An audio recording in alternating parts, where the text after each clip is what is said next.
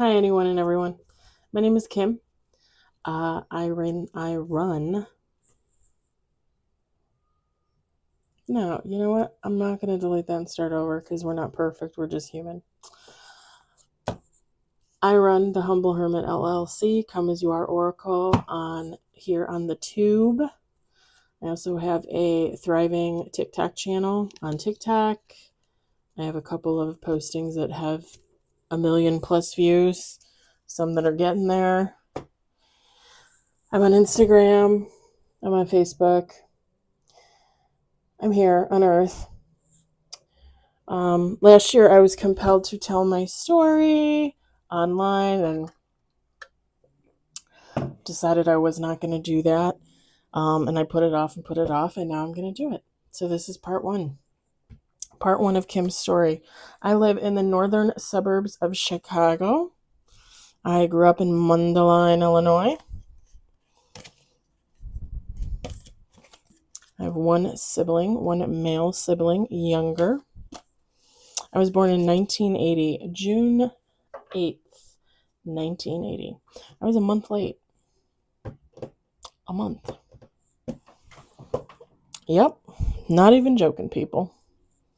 Oh, if you see me looking around, I'm just putting away cards from the Libra reading I just did for the Tube.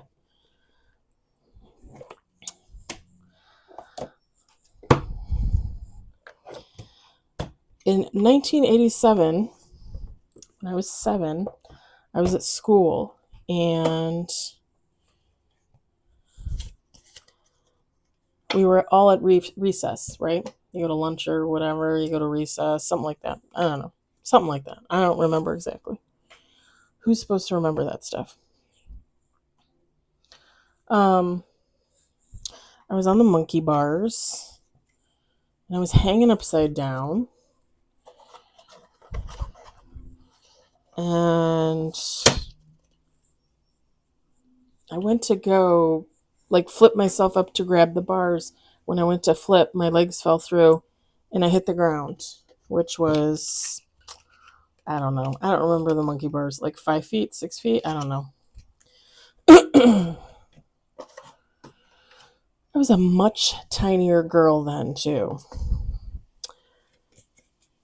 When I hit the ground, I felt basically my back snap and my neck, I believe, my spinal cord, honestly. You want me to be honest? And I remember the breath getting knocked out of me, but to the point where, I could not breathe it back in. Personally, I believe my lung collapsed. I'm just telling you what I believe. And I heard, yelling, and I heard kids shouting, and I heard my name, and that was it. I saw white. All white. And I knew I was in the white, but I didn't see myself in the white. It was all bright light. And I didn't see anybody else there, but I heard someone else there. A man. It was a man's voice. Comforting, right? But very strong. Again, I didn't see them. I just heard them. And he said to me, if you don't want to go back, you don't have to go back. And I didn't respond.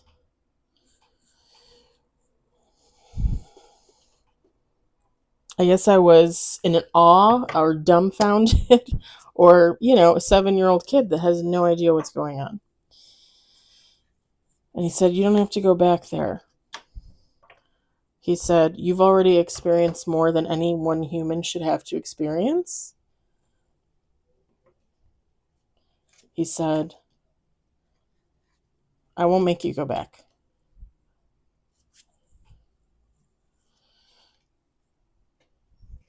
And I still didn't respond. And the next thing I knew, in my mind, because again, I heard his voice. I don't know how to explain it. Like, I wasn't hearing his voice in the white. Like, I was in the white and I couldn't see myself. And someone was there with me, but I couldn't see them. And I heard his voice in my mind. And again, I didn't say anything. The next thing I know,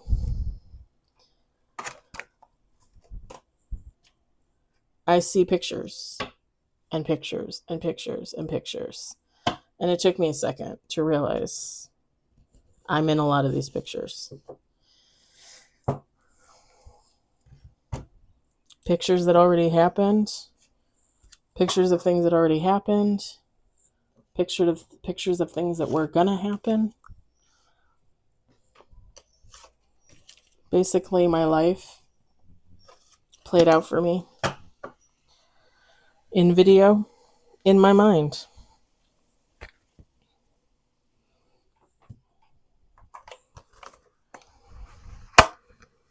And he said, again, you don't have to go back there.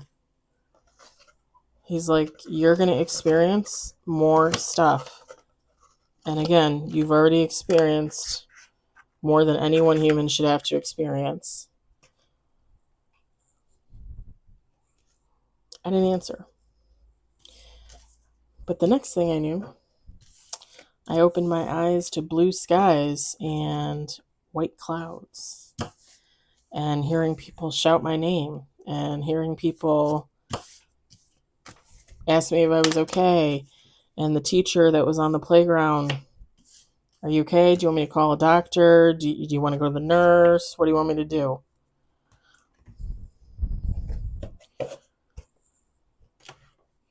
And I remember sitting up and finally being able to take a breath. And I remember kind of like moving my back around and my neck around, because I should not have been able to get up off that ground. Should not have been able to do that.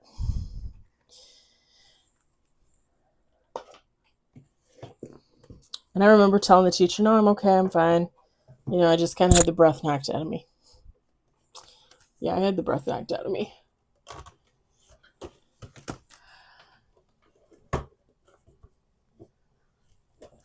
And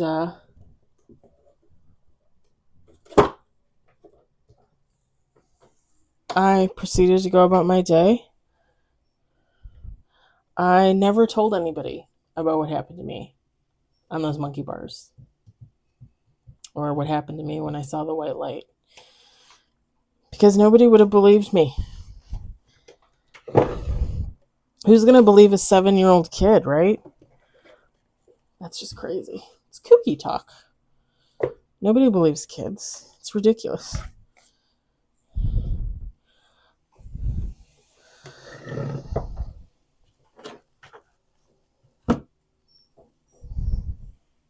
I didn't even tell my parents.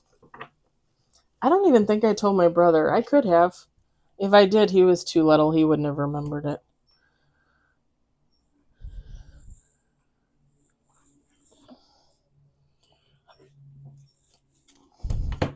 But it's kind of funny,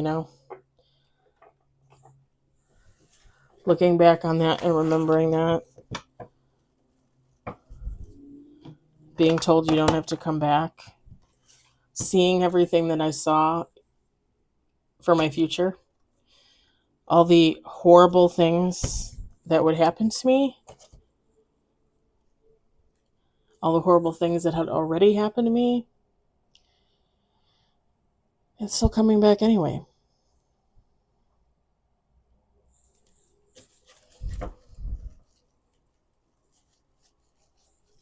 Someone would say that that's probably insane. Like, why would you see your future and see all those horrible things happen to you? 3 rapes, 3 sexual assaults, 1 physical assault with the intention of sexual assault. A lifetime of emotional, mental, and verbal abuse by a family member that I put a stop to this year by going no contact in May. Really, more or less because I was sick and tired of watching others get abused and not really getting abused myself. It's kind of hard to watch someone put someone down every time you see them. But yeah, after all the crazy stuff that has happened to me, last year I went to the marina before work in Kenosha, Wisconsin, and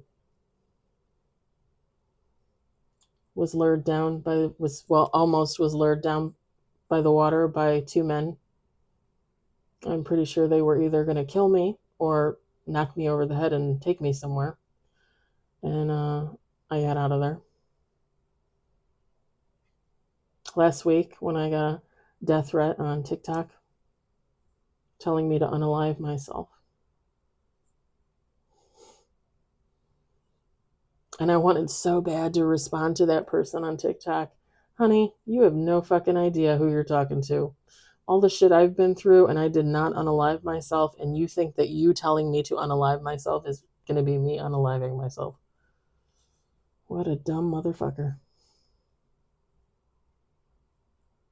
But yeah, all the shit I've been through, and I'm still here, and I chose to come back. I chose this life.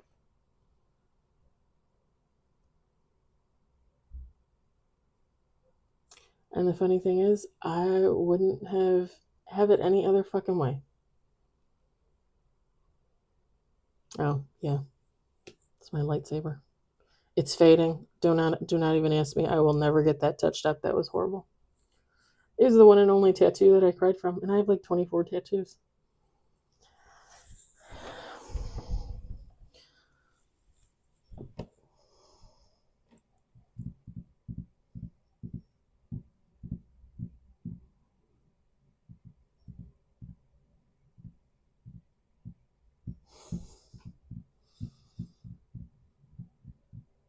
I came back because, believe it or not, this is probably the easiest lifetime I've ever lived. Yeah, I'm one of those crazy nuts. Like, I believe that I've lived many lifetimes. I believe we all live many lifetimes. Some of us remember and some of us don't.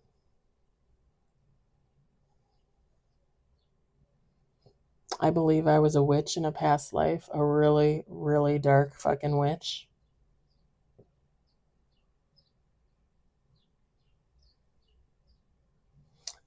I believe in another lifetime I was Aphrodite.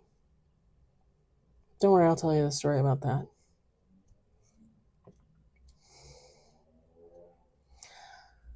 So watch my videos, don't watch my videos. I don't know how long they're going to be, anywhere from 10 to 30 minutes a piece. I don't know how many I'm going to do. I'm just going to cover the highlights basically.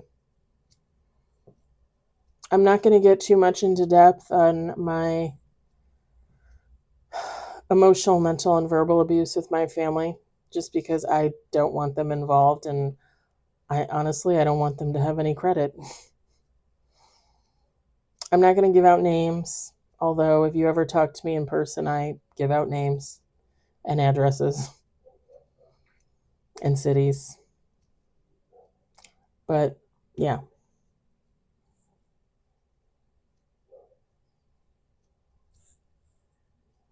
that was part one. We'll see what happens in part two. Bye.